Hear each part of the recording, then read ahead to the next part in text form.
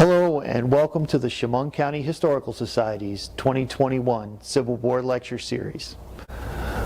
Like all of you, we are looking forward to meeting in person again, but we are pleased to be able to bring you this lecture format virtually.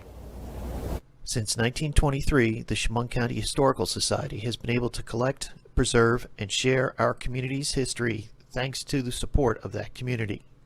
I encourage you to become a member or consider making a donation in support of this program.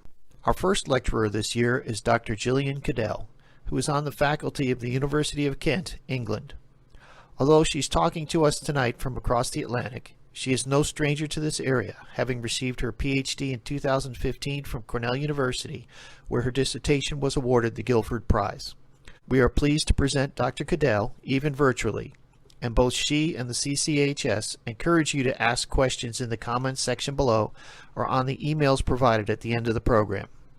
So join me in welcoming Dr. Jillian Caddell. Hello, I'm Dr. Jillian Cadell, and I'm very excited to be with you today to present this talk, To Follow with Eye and Pencil, Experiencing the Civil War at Home. First, I want to thank Susan Zender and everyone at the Chemung County Historical Society for allowing me to join you today. I've long admired the work that's done by the Historical Society and the Museum in Elmira, and it's really an honor to share this work with you. So I'd like to begin my talk with an aphorism. War is God's way of teaching Americans geography. Google this phrase and you'll find it attributed inevitably to Ambrose Bierce or to Elmira's beloved son, Mark Twain. In truth, it was not said or written by either of those men. It seems a comedian from the 1980s named Paul Rodriguez is responsible for this quip. Yet, we can easily imagine why Bierce or Twain seem like more likely originators. Both men wrote wry, often ironic tales about what it means to be American. Both men wrote stories deeply immersed in geography. Twain cannot be removed from his Mississippi River, or indeed from the hills of Elmira, while Bierce is mostly remembered for the story An Occurrence on Owl Creek Bridge, with the Alabama Bridge of the title serving as a locus where time can be expanded, the human psyche while facing death mapped. And there's a further connection. Both Twain and Bierce served in the American Civil War, though serving may be the wrong word to describe Twain's relation to the war, which amounted to 2 weeks in a Confederate militia before defection. In an embellished account of this experience, Twain wrote, "You have heard from a great many people who did something in the war. Is it not fair and right that you listen a little moment to one who started out to do something in it, but didn't?" Bierce was one of those people who, quote, did something, fighting with the Union at Shiloh and suffering a head wound at the Battle of Kennesaw Mountain. We might see Bierce and Twain as representing two poles of relation to that war, those who served and those who didn't, or to put it another way, those who were there, experienced the war personally, and those who were not there. My work explores how you write about a war, and about the American Civil War specifically, when you weren't there. In short, my project is more interested in the Twains than in the Bierces, or at least a form of studying Civil War literature that reads the Twains alongside the Bierces, the Emily Dickinsons who read about the war in papers and letters, alongside the Walt Whitmans who nursed its worst casualties. I'm interested in what it would have felt like to have experienced the war in places like Chemung County, where the war was at once a constant presence, particularly given Elmira's importance as a transportation hub and later site of the POW camp and National Cemetery, and a distant affair. In my short time with you today, I'll use what I'm calling interactive Civil War maps, maps not intended for use in battle, but for the home, to show how geography and affect became entwined during and after the war. So this is Louis Prang and Company's 1862 War Telegram Marking Map, which was sold north and south, and is one of many interactive maps for those far from battlefields to nonetheless follow along at home. The map exemplifies the many analog interactive maps produced during the Civil War, a period when the human urge to understand and manipulate space was heightened by the particular temporal and spatial circumstances of reported events. Prang's map also reveals a shifting relationship between American citizens and the spatio-temporal dimensions of the nation. During the war, commercial maps invited citizens on both sides of the conflict to participate in the war, even from afar.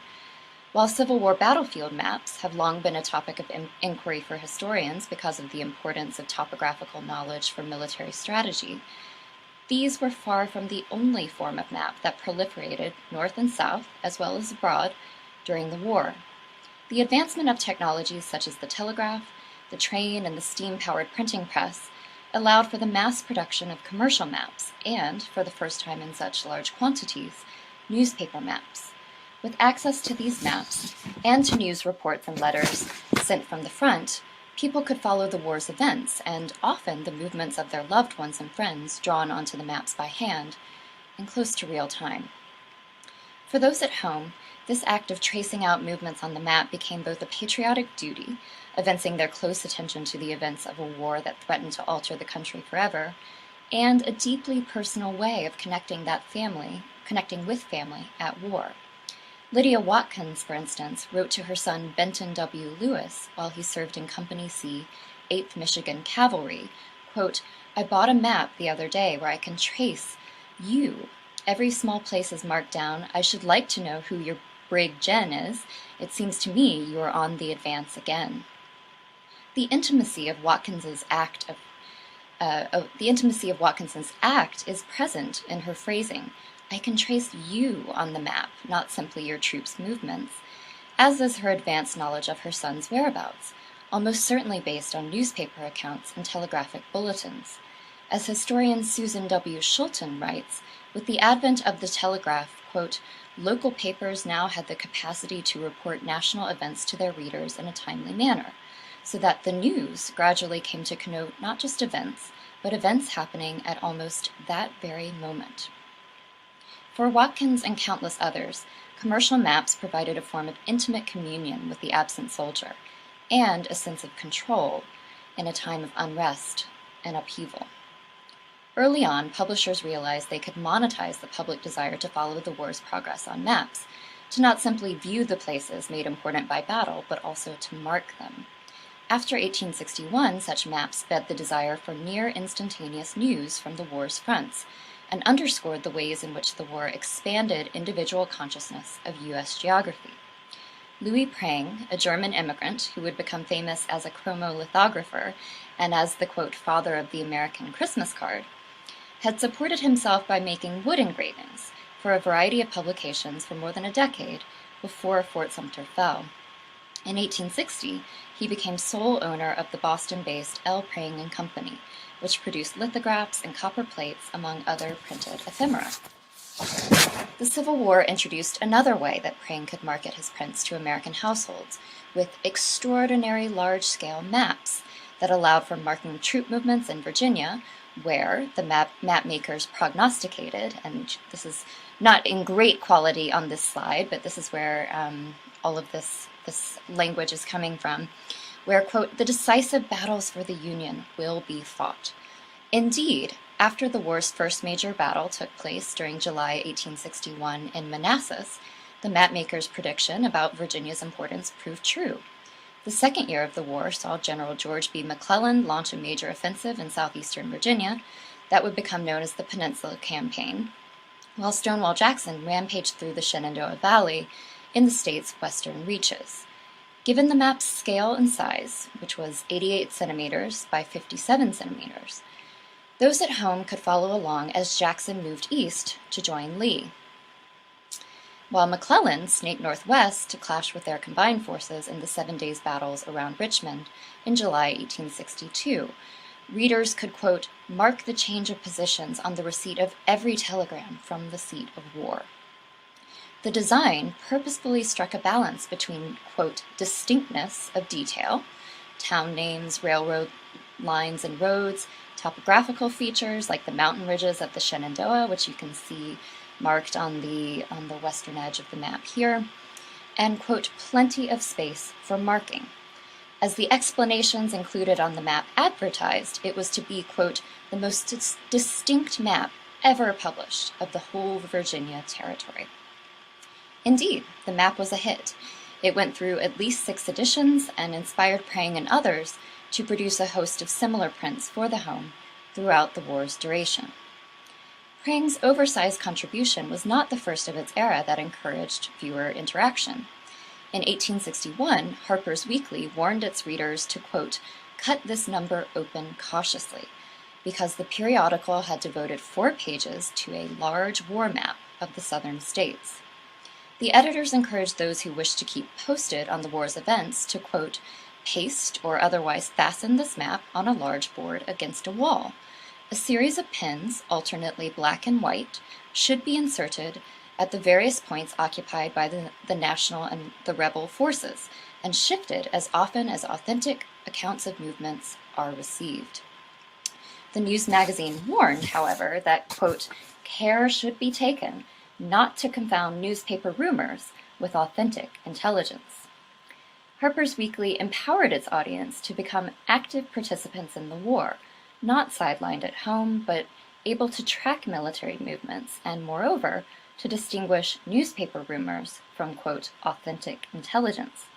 It is not clear how readers would acquire their information, from the weekly or perhaps letters sent home by soldiers, but in stressing the ability to know truth from fiction, the magazine enlisted its readers as strategists and journalists tracking every battle.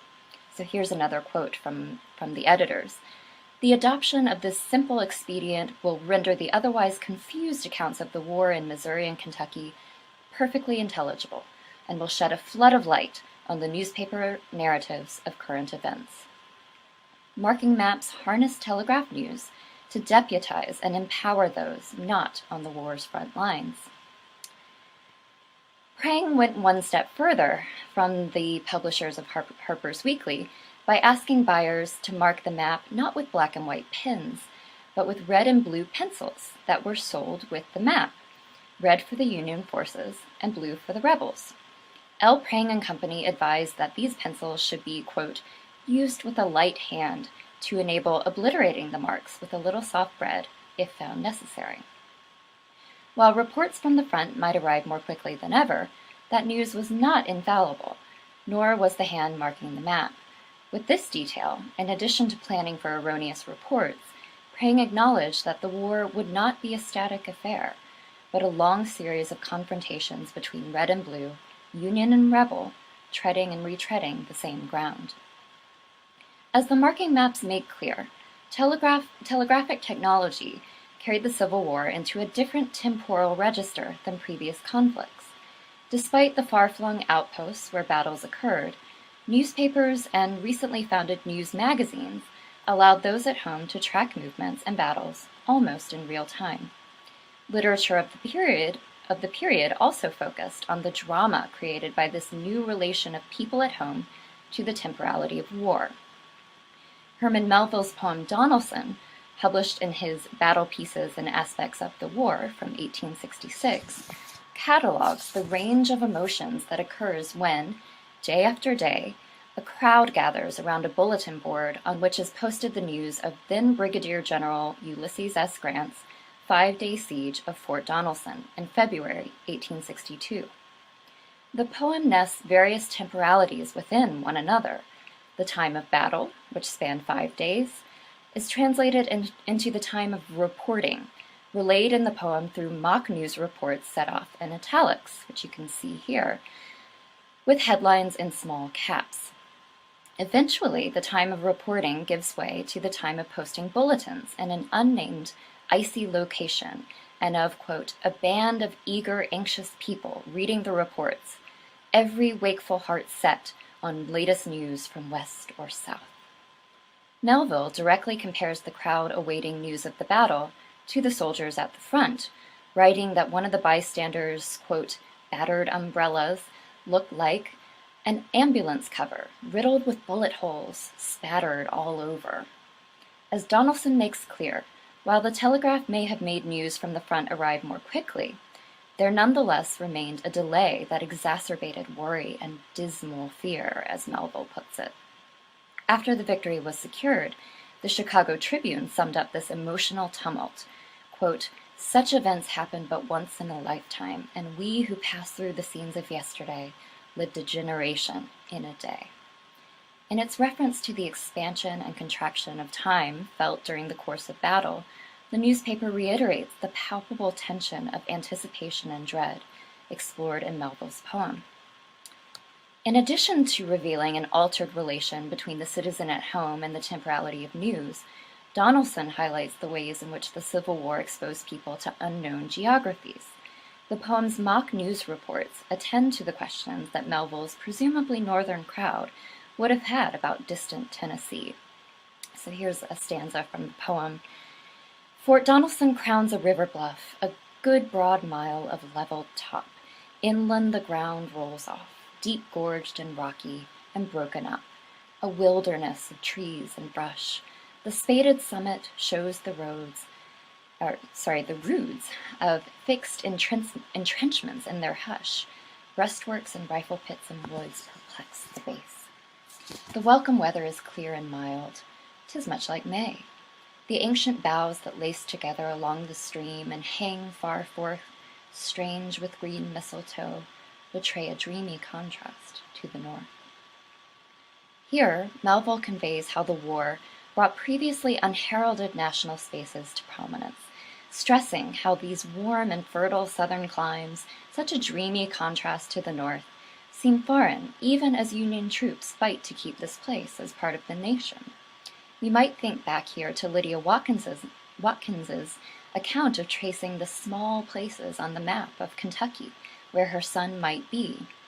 In her letter, she follows this remark by writing, quote, I often think of you. If you should get killed there among strangers, how could we hear from you? The vast distance between Michigan and Kentucky, a small place filled with strangers, resonates in her words, as does Harper's Weekly's allusion to confused accounts of the war in Missouri and Kentucky that are rendered intelligible by their map. This reference makes clear that the presumed reader is not a citizen in Missouri or Kentucky, but most likely in the North. The Civil War, therefore, brought places that had previously been neglected or forgotten in the national spatial imaginary to new and sometimes permanent prominence. Major examples of this phenomenon would later include Gettysburg and Andersonville and Appomattox, place names that became synonymous with reported events that happened there. But the war's incredible scope meant that multitudes of other distant places entered national consciousness, however briefly. Interactive commercial Civil War maps suggest a productive way to unsettle the stories we tell about the war by highlighting alternative geographical arrangements within the nation. What happens, these maps ask, when we read the war not as a struggle between North and South and its concomitant associations with the urban and the rural, the slave liberators and the slave owners, the nationals and the rebels, but as a conflict that upturned geographical scales, brought unimportant local places to unexpected national prominence, and allowed Americans at home to follow along in almost real time, creating their own atlases of the war and narratives of its history.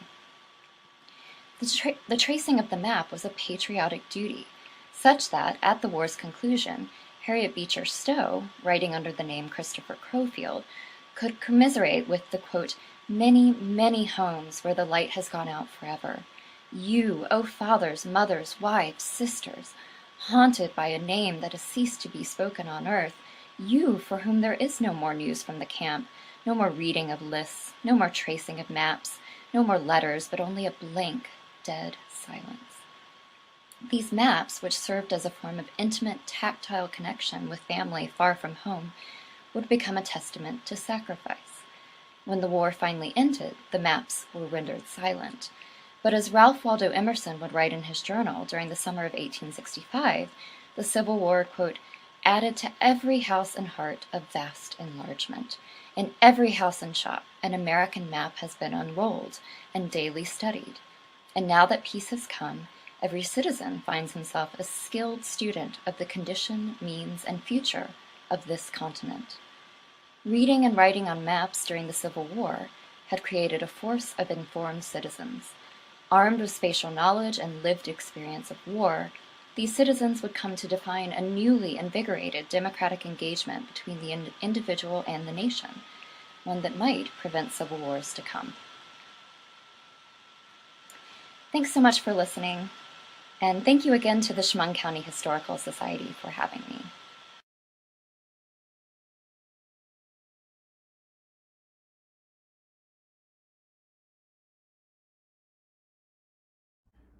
Up for discussion. What is dark tourism? Might there be varying shades of dark tourism? What made Elmira a hotbed of dark tourism? Who and why do visitors come? Was this against the codification of the standards of military law? And patterns of Civil War prison dark tourism. In much of the Civil War prison historiography, Andersonville has dominated the publishing landscape by both professional and amateur historians. Mistakenly, this Georgia site sometimes becomes synonymous with Civil War prisons in general. Perhaps such reasoning, for good or bad, rests on the inevitable movement of prison discourse toward mortality rates. With Andersonville culminating in the most deaths, it dominates the discourse. Indeed, Andersonville requires its fair share of attention, but in order to fully understand Civil War prisons in their entirety, one must go beyond the Georgia Stockade's tumultuous past and consider other confines, many with their own unique and very important history. Given the varied nature of Civil War prisons, scholarship must not be limited to just studying death figures, no matter how significant. Rather, it should advance to more innovative, eclectic, and profitable methodologies so the truest narrative of Civil War incarceration might be achieved. At Andersonville, the National Park Service has installed a tour marker near its reconstructed stockade that depicts a seemingly odd episode. Two country ladies and a young girl have ventured up the sentry ladder and are standing at the post, simply to look into the overcrowded prison yard, with handkerchiefs draped over noses to stifle the awful smell of the pen, allowing them to endure their viewing experience. Many prisoners like John Ransom recall the gawkers in their accounts. Even with the notoriety of Andersonville, it holds a very popular appeal among travelers who walk through its revered grounds. Touring the prison site, the National Park Service patron can actually see these Victorian-age contemporaries through signage. Tourists looking at tourists, adding an ironic twist to voyeurism, gawking, and observing human beings.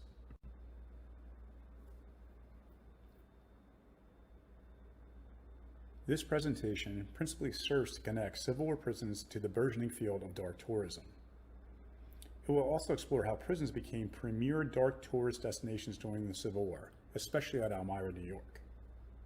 It hopes to demonstrate that there was not only an expansive number of viewing episodes practiced on the home front, but a capitalistic pattern of competition developed at some prisons as they evolved into dark tourist attractions, all at the expense of prisoners and to the profit of local entrepreneurs. Moreover, and contrary to many popular dark tourist stops in the 19th century America, these Civil War prison locales, carefully overseen by the military, condoned the actions of civilians who participated in the war by acting out against prisoners through a variety of demonstrations. These active dark tourists left prisoners feeling exploited and dumbfounded.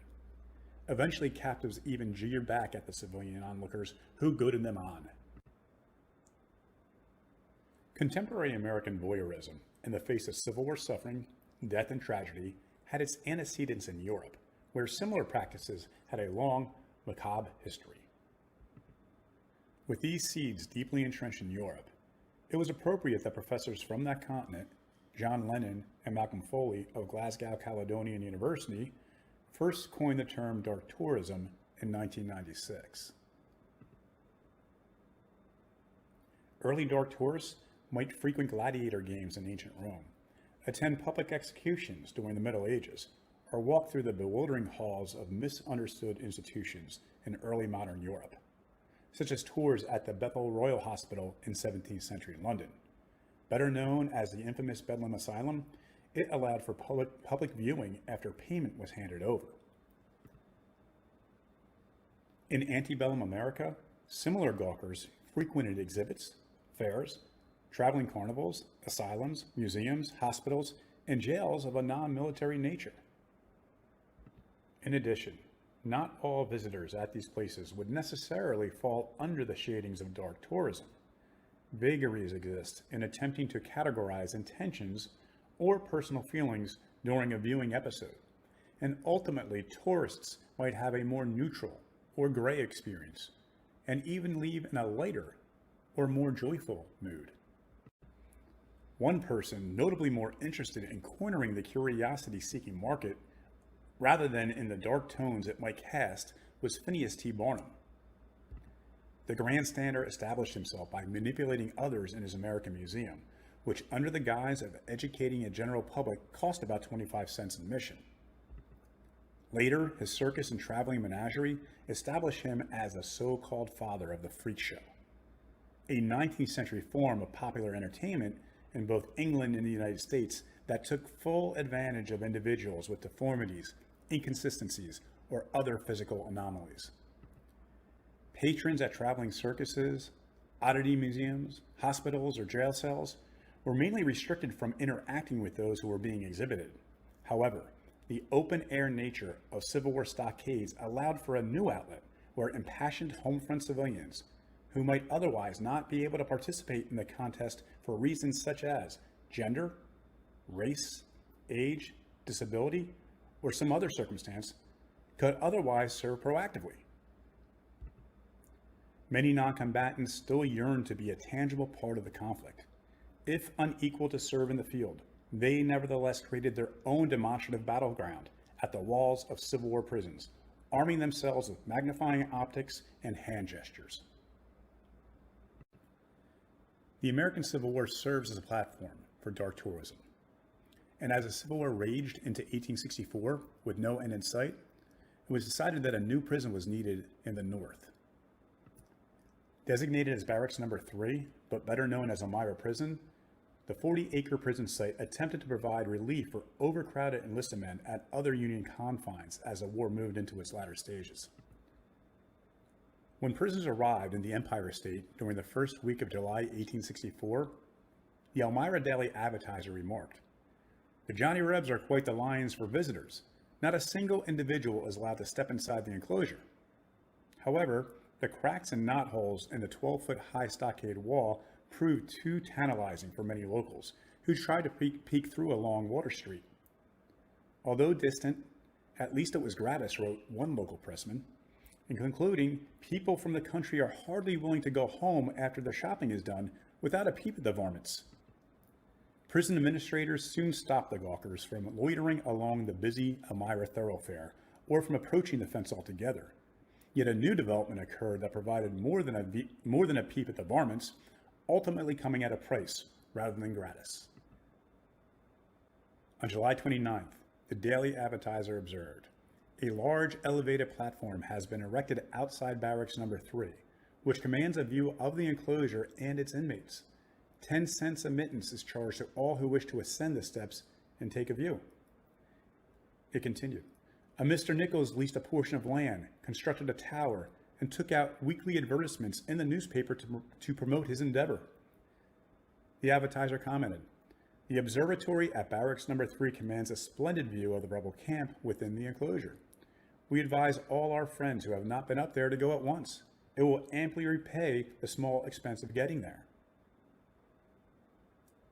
On August 10th, the local press noted that already there is a great bustle and stir, and a large number of visitors about the camp will resemble the thronged aspect which has marked our state fairs. The article deduced, "The observatory erected opposite the enclosure, with its 2 stories, has become an enticing place for seeing the rebels. It is often crowded with sightseers and must prove a paying institution." Newspaper correspondents from near and far began reporting the scene. A Binghamton Standard correspondent wrote, "An enterprising Yankee at Elmira has erected a frame near the quarters of the rebel prisoners of sufficient height, so that persons can see it from into the enclosure occupied by the prisoners. Visitors pay 10 cents each for the privilege of ascending the observatory and gazing at the Rebs." He also queried about the owner's daily income, revealing that the proprietor has taken as high as $40 per day as a reward for his enterprise. From upstate, the Rochester Daily Union announced, "An enterprising Elmira Yankee who has ground near the camp is building an observatory from which the people can look into the enclosure by paying a fee. the newspaperman enticed his readership in grisly fashion. He intends to keep in his tower a powerful spyglass to which aid the visitors who can see the vermin which are said to be so plenty on the bodies of the prisoners. After the observatory was finished, the Union correspondent confirmed its success.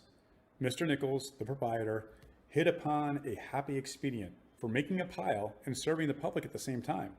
It costs a dime to spend an hour or two in this large observatory, and no one who goes to Elmira fails to take the view it affords. The Metropolitan New York Evening Post professed Nichols was a man of genius who sought his opportunity and was equal to the occasion, suddenly appeared at the camp, and apparently determined that the rebels should make his fortune.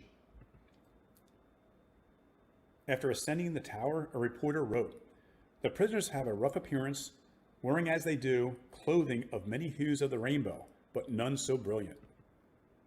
The men are generally of good size and what would be called fair specimens of the race if they were not rebels." A less traveled Elmira Gazette reporter summarized, "And half the attractions would be missed were people not to take advantage, which is offered, to get a good peep at the rebel prisoners confined at Barracks No. 3.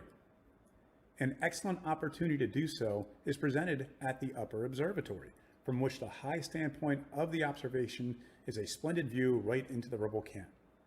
The sight from there is distinctly clear, and the picture is novel and full of interest that is spread out before the eye.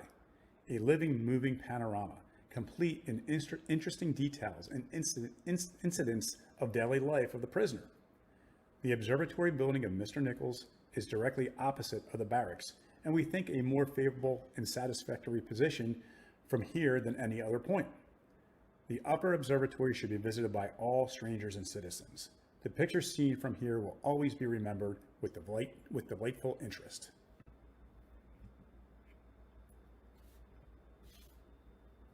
Here we have the Nichols Observatory right along Water Street in the first image. You see the structure. In the background, you can see the Foster House. And to the left, you can see the stockade wall of Barracks No. 3 or Elmira Prison. On the coffin mat to the right, the rendition includes the observatory in the right-hand corner. You can see it right along Water Street.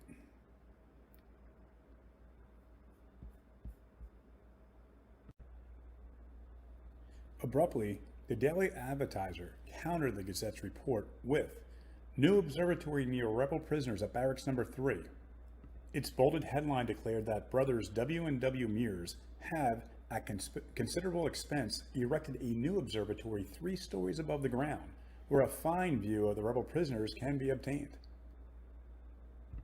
In the meantime, Nichols, who had been selling photographs taken from his tower as keepsakes, not only for additional revenue but also for self-promotion, must have been chagrined to read.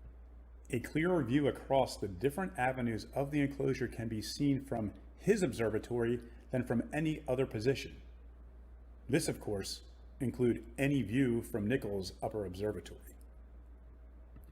A more balanced Daily Advertiser article appeared on September 9th. 2 observatories are in operation at Camp Chemung, overlooking the rebel camp. They are both doing a rushing business. Indeed, they must have been, as the omnibus line had been running about a mile from downtown to the prison camp, and it could barely keep up with all the traffic. "The omnibus line to Barracks No. 3 seems to be looking up in business," one report went, "and 3 horses are now required to draw its loads of passengers." As the increased horsepower pulled patrons to the observatories, Water Street suddenly had a boom in other enterprises, which grew along with the towers. Wooden booths, stands selling ginger cakes, beer, lemonade, and liquor lined the road.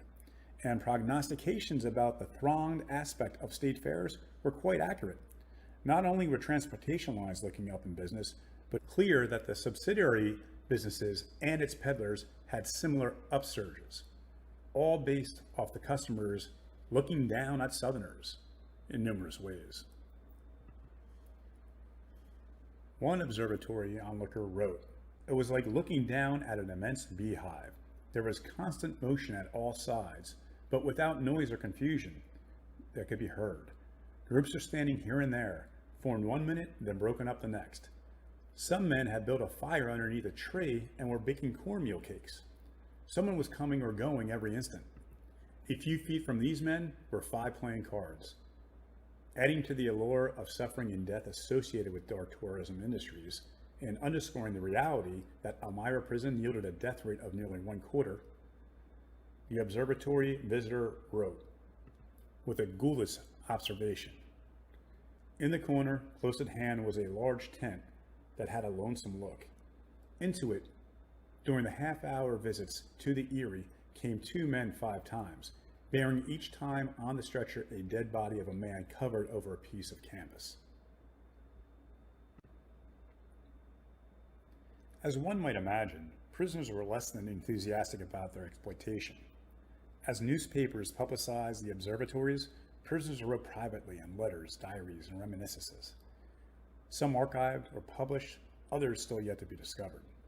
Virginian Anthony Kiley, whose Southern service and Northern captivity helped him catapult him into a political office in the post-war era, including mayorship of Richmond and nomination as a diplomat in Grover Cleveland's administration, he wrote with humor, wit, and sarcasm, and one of the best commentaries on the Elmira observatories. Kiley wrote, "Our curiosity has been excited for some days past by noticing a large wooden structure consisting of 2 large platforms, one above the other, which has been going up across the road that bounds one face of our prison. I learned today that it is in an observatory where the sightseeing penchant of the Yanks is to be made available to put money in the purse of an enterprising partnership, which proposes to turn our pen into a menagerie and exhibit the inmates to the refined and various people of the Chemung Valley. Refreshments provided below." Kiley's observation of the Nichols Observatory included the accusation that a partnership existed between the owner and prison personnel. Kiley, who worked as a secretary for a Union officer inside the prison, gained special privileges and insight not granted to other captives. And in his writings, he had mentioned that the concern, meaning the observatory, paid for itself in 2 weeks. A fellow Virginian, John R. King, corroborates much of Kiley's assessment. Some enterprising fellow built a large framework outside near the big gate, not more than 50 feet from the wall and nearly 40 feet in height, built for the sole purpose of observation. He continued, "When the weather was pleasant, a great many went to the top to look at us. On a beautiful late spring day, there was a number of nicely dressed ladies and gentlemen on the top floor. Our provost marshal was sitting on the floor below." In an appraisal that exemplifies the dark tourism of prison camps, Kiley compared the menagerie at Elmira Prison with the work of one of the most prominent grandstanders. The future mayor of Richmond wrote that he was surprised Barnum has not taken the prisoners off the hands of Abe, divided them into companies, and carried them in caravans throughout the country, turning an honest penny of the show. So profitable was the peculiar Yankee institution that a week or 2 after, a rival establishment, taller by a score of feet, sprang up, and a grand sightseeing and spruce beer warfare began, which shook Elmira to its uttermost depths. Here, every summer afternoon, the population of Elmira, chiefly the female persuasion, congregated to feast their eyes on their enemies. The Shimplasters rolled in, and the lemon pop and ginger cakes rolled out of the Orthodox Observatory, to the great pecuniary comfort of the truest believers who owned it. Patriotism is spelled with a Y at the end of the first syllable up here. Eventually, the Mears Brothers structure was forced to close by military order. As for the Nichols Upper Observatory, it stayed in business through the duration of the war, conceivably due to the military collusion, as Kiley accused. Other Southern prisoners gave assessments of their experiences at Elmira that were riddled with feelings of exploitation. Tennessean Sergeant G.W.D. Porter wrote, "A large observatory, upon which hundreds would crowd daily to get a view of the prisoners, many to gloat, perhaps, on their sufferings, and some, no doubt, to sigh for an exchange of these men for fathers, sons, and brothers who were suffering kindred miseries at Libby, Salisbury, and Andersonville." Alabaman J.B. Stamp detailed the reaction of his comrades. "At times, the observatory would be crowded, especially on Sundays. Frequently, quite a number of prisoners would assemble on the grass plat in front of the observatory and indulge in numerous ridiculous feats of ground tumbling, ostensibly for the amusement of the spectators, but really in derision of being regarded as curiosities. Even a northern prison guard, Frank Wilkerson, seems somewhat embarrassed by his own people's commercialization of human beings. Outside of the stockade and on the other side of the road, 2 tall wooden towers have been built by some enterprising Yankees. The owners of these buildings made a profitable show of the Confederate prisoners. Daily, their tops were thronged with curious spectators who paid 10 cents each to look into the prison pen. Tennessean Marcus Toney added more insight about the dark tourists. Although his account was published into a book, his publisher omitted an important entry in his diary from August 11, 1864, with race and gender taking center stage. He writes, "This evening, an Ethiopian gentleman made his appearance amongst the ladies in the observatory, draped very gaudily, carrying with him a gold-headed cane, which presented a striking contrast to his thinking. The rep scoffed at him for some time until finally he was ordered down." I wanted to take a moment to step away from the narrative and briefly discuss 2 other prisons that had high incidence of viewing episodes. The first on top, Johnson's Island Prison Camp, was supposed to be the only prison camp established during the Civil War, but as the war prolonged, it was decided other camps were needed. Johnson's Island became an officer-only prison camp, so it was fairly exclusive because of that. You can see in the background excursion boats, and these boats would anchor off Johnson's Island. Captains would hire bands. They would play patriotic music at the captives in derision. The captains would charge about $1 a head, food, drink, and music included, as well as spyglasses. The prison camp below, Camp Douglas in Illinois, Chicago, Illinois, that also had 2 observation decks built. And there was much competition similar to that of Elmira. So with these viewing episodes in the Western Theater, Sandusky, Ohio, Lake Erie, above with Johnson's Island, the officer-only prison camp, as well as Camp Douglas in Chicago. So we had these other incidents of Civil War prisons with viewing episodes just like Elmira.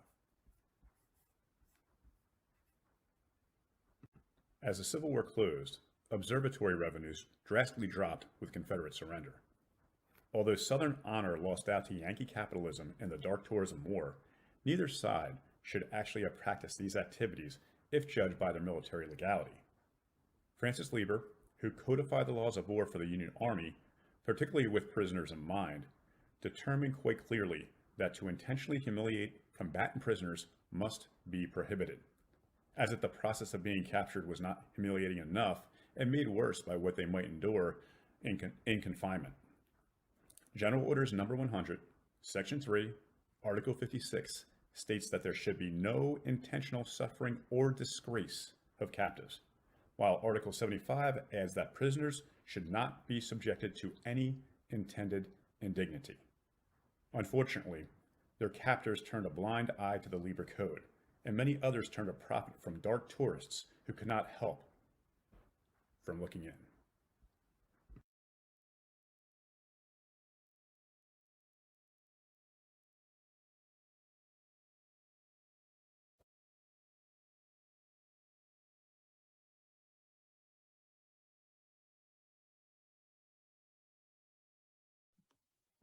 Hello, everybody. My name is Dr. Angela Riotto, and I am super excited to be here tonight to discuss some of my research, and in particular, survivors of Elmira and their memories of captivity. But before we begin, I just want to say a huge thank you to Susan and the Chemung County Historical Society for inviting me to be here tonight. So let's get started.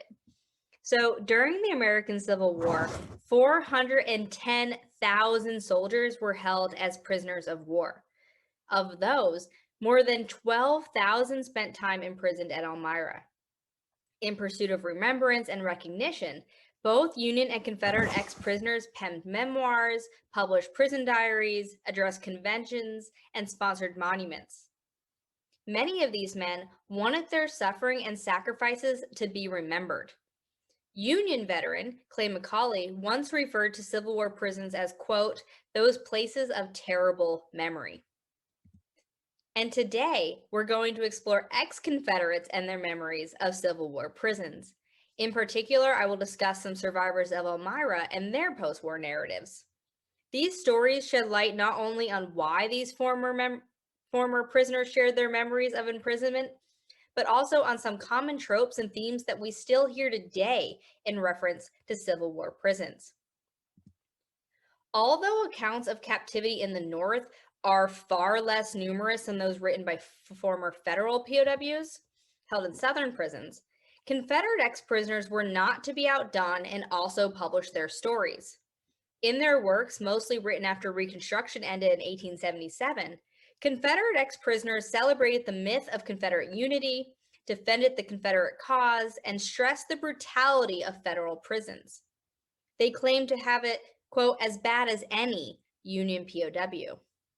Employing language and themes similar to that of federal attacks on the Southern prison system, Confederate ex-prisoners declared that they endured exposure, poor rations, disease, and suffering at the hands of their cruel Yankee captors. Like their former enemies, ex-Confederates also wanted to be remembered for their suffering. However, unlike Northerners, former Confederates faced obstacles in their attempts to commemorate the Confederate cause and their wartime experiences. During radical Reconstruction, federal authorities censored Confederate memorialization efforts. Then, with the removal of federal troops and the establishment of the Southern Historical Society in the late 1870s, former rebels gained new venues to share their interpretations of the war and commemorate the cause of Southern independence. As part of this literary surge, survivors of federal prisons published their accounts and depicted themselves as worthy subjects of remembrance. Similar to Union ex-prisoners, ex-Confederates identified themselves as victims of a brutal enemy, and they too deserve to be recognized for their wartime sacrifices. Confederate ex-prisoners forged a collective memory in the post-Reconstruction South through the repetition of myths and stories that emphasize Southern honor and masculinity and the inferiority of African Americans.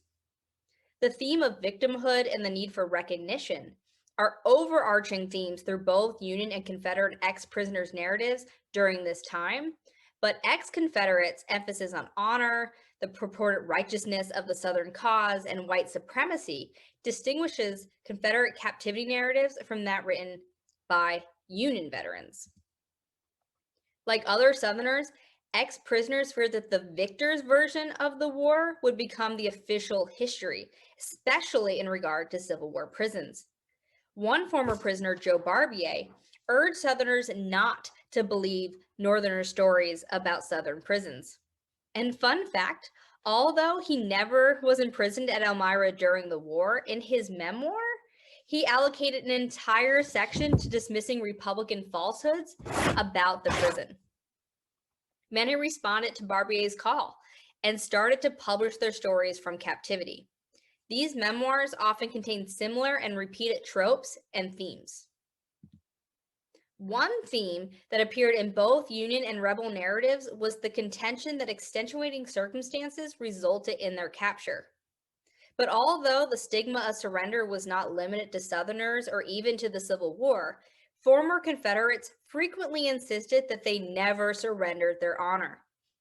Of those who discussed their capture, every prisoner turned author I read asserted that they behaved gallantly under fire and capture was not their fault. Former Confederates repeated similar scenes and reasons for capture. Some of these include they were wounded and left behind by their comrades, as you can see in the left image here from Harper's Weekly. It's a sketch, and it shows 3 wounded Confederates surrendering to a well-dressed and healthy-looking Union soldier. Another theme was they were surrendered by their commanding officers, or they were surprised by the enemy. I'm not really sure what's going on in this other image. It's entitled Lieutenant H.J. Siegel Up a Tree at Falls Church, Virginia. He's a Confederate soldier trying to get away from Union soldiers. So maybe he was surprised and he climbed up the tree. I'm not really sure. but I love this image. Another common excuse was that their horse abandoned them or led them astray. This could be plausible and, yes, perfectly possible until you ask, did every Confederate soldier own their own horse in the Confederate Army? But in addition to describing their capture, ex-prisoners recounted their transport to prison as well. Survivors described how Federals crammed them into rail cars for days without food or water. Walter Addison recounted that during his transfer to Elmira from Point Lookout, 1,200 men were crowded into a steamboat with only the hatches open. Treated like livestock, many already in a poor condition from their time at Point Lookout died before they even docked in New York City. Captives also suffered from weather that turned colder as they arrived farther north. However, rather than blame logistical issues or poor planning, former rebels who published their memoirs attributed their poor transport to Yankee cruelty. To illustrate the extent of their suffering further, one survivor, Walter Addison, asked his readers to imagine the condition of, quote, Yankee slave ships with a cargo of human souls purchased with a cargo of Boston rum. Not only did this analogy evoke sympathy from the reader, but also indicted Northerners for slavery, thus taking attention away from Southern whites' direct participation in the institution. This fits with Southerners' antebellum and lost cause claims that Northerners abused and exploited workers and indirectly slaves. According to ex-Confederates, white Southerners cared for their slaves, unlike the exploitive, greedy Yankees. In comparing their experience to that of slaves, ex-Confederate prisoners reinforced their identity as victims. Moreover, by juxtaposing wage labor and slavery, ex-Confederates encouraged their readers to challenge federal policies. For them, only white, paternalistic Southerners knew what was best for the post-war South, and Northerners were a threat to what they claimed was their way of life. Ex-prisoners also repeatedly insisted that very few federal prison officials were merciful or honest men. Besides a few who found relief in hospitals, ex-prisoners claimed that even the Yankee surgeons were villainous.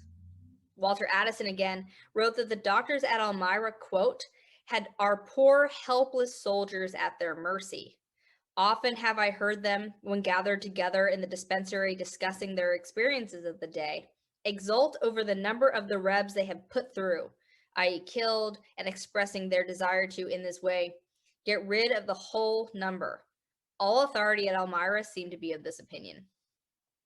Anthony Keeley informed his readers that after first meeting Yankee privates, he was no longer surprised that a number of them hanged their comrades on account of the latter's incorrigible villainies.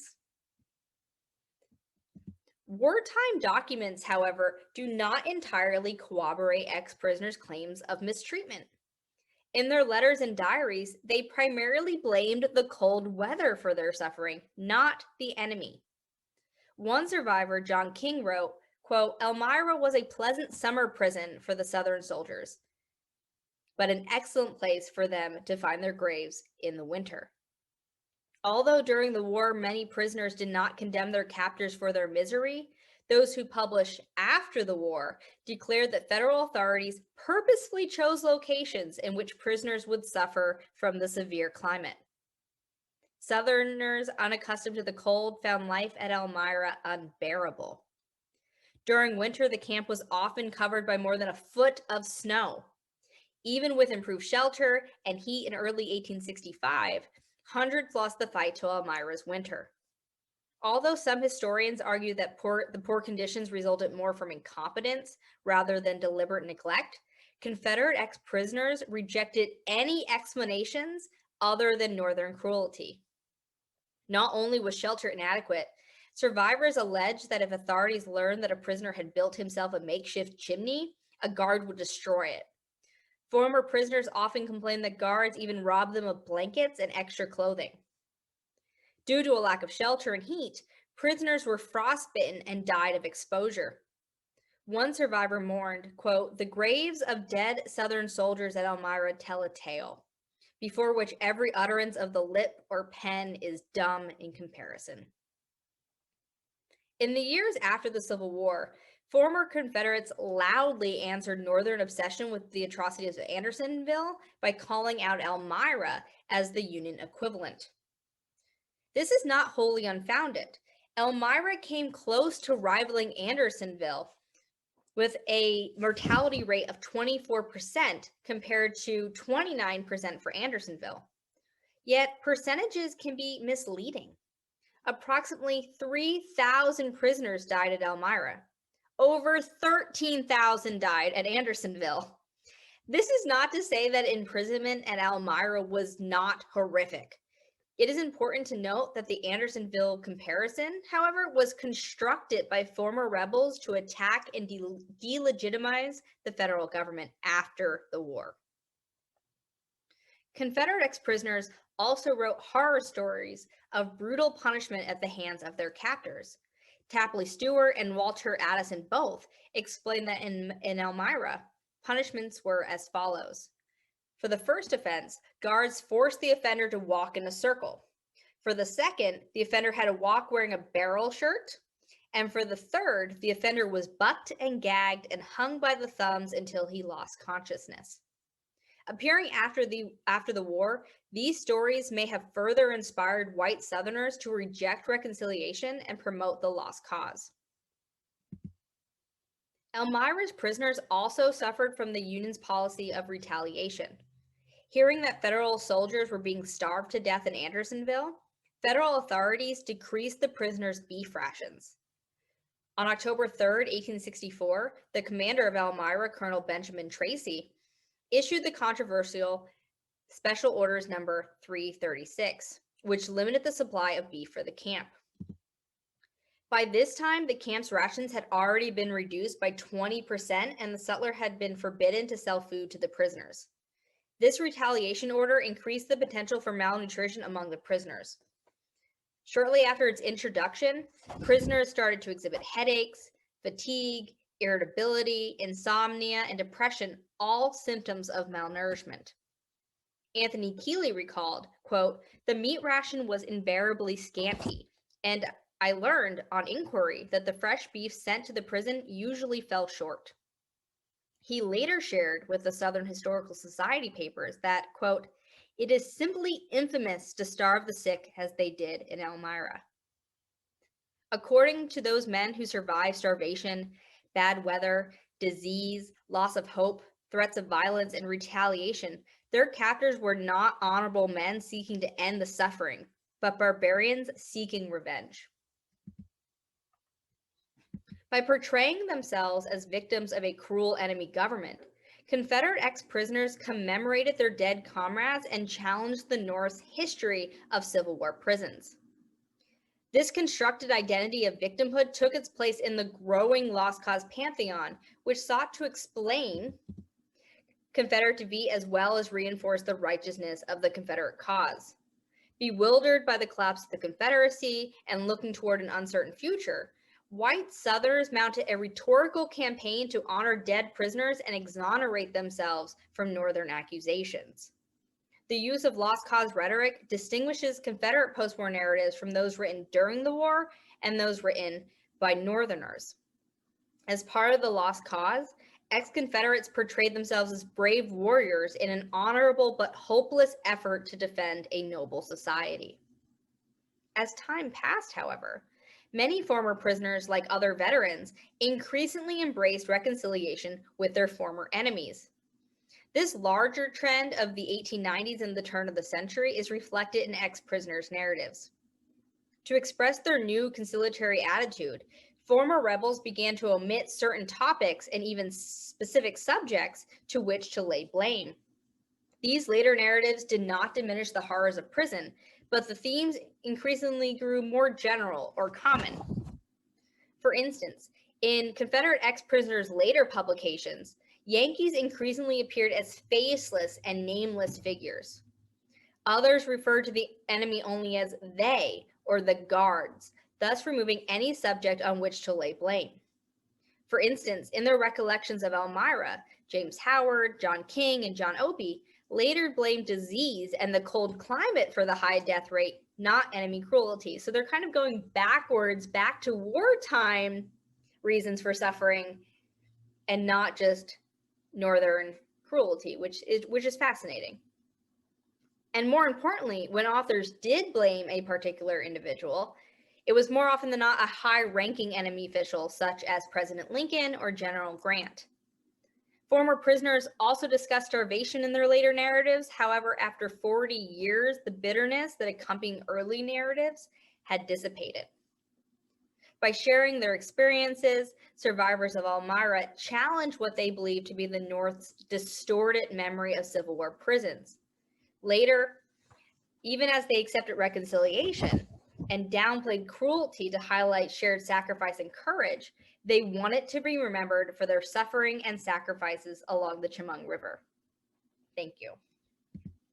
And here, in case you guys are interested in some more resources or further reading, these are two books that I have recently contributed to. The first one is all about the role of prisoners of war across American military history. It just came out with University of Press, Kansas, called Useful Captives. And then the second one is from LSU Press, also a collection, and it's all about Civil War veterans' experiences, and I wrote the chapter on POWs. So please check those out if you're interested, and I'm looking forward to talking to you. Thank you.